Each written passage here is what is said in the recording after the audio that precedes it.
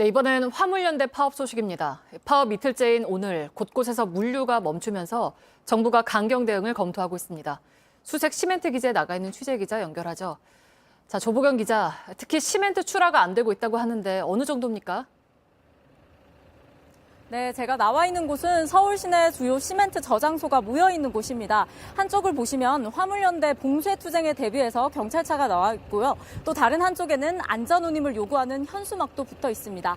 제가 조금 이동을 해보면요. 제 뒤로 보이는 게 시멘트 저장소인데 오늘 하루 종일 차량이 운행되지 않아서 아예 출고를 못했습니다. 시멘트협회는 평소 20톤 수준인 시멘트 출하량이 오늘 2톤에 그쳤다고 밝혔습니다.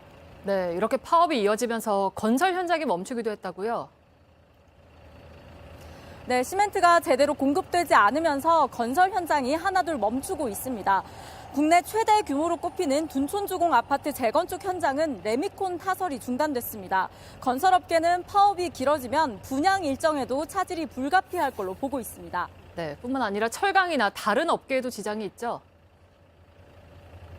정부는 시멘트, 철강 분야 피해가 가장 큰 걸로 봤습니다. 현대제철과 포스코에서는 이틀째 물건이 나가지 못하고 있습니다. 한국경영자협회를 비롯한 업종별 단체들은 공동 성명을 내고 파업을 중단할 걸 요구했고요. 또 정부에는 엄중 대응을 촉구했습니다. 네, 그러니까 윤석열 대통령이 직접 화물 운송을 강제할 수 있다는 입장을 내놨는데 화물연대 입장은 어떤가요? 네, 업무 개시 명령입니다. 업무 개시 명령에 응하지 않으면 화물 운송자 자격이 취소될 수 있습니다. 이르면 다음 주 화요일 국무회의를 거쳐서 발동할 계획인데요. 화물연대는 정부가 개인 사업자라면서 보호는 제대로 해주지 않고 이 업무 개시 명령을 발동하는 건 앞뒤가 맞지 않는다고 비판했습니다. 네, 잘 들었습니다. 조보경 기자가 전해드렸습니다.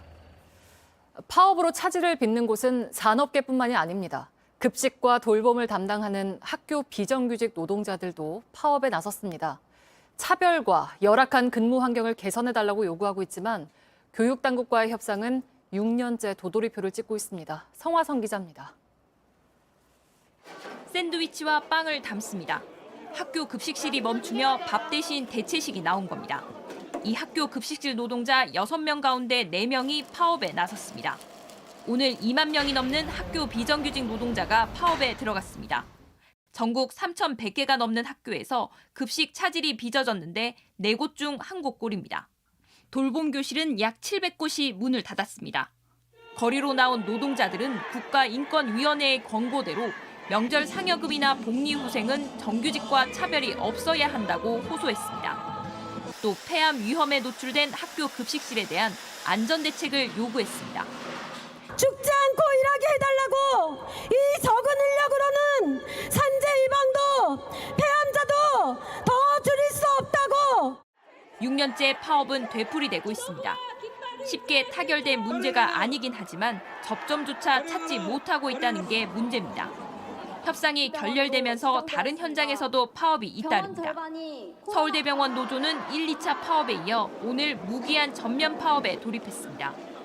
서울 지하철 공사 노조는 30일, 철도 노조는 다음 달 2일 총 파업을 예고했습니다. JTBC 성화선입니다.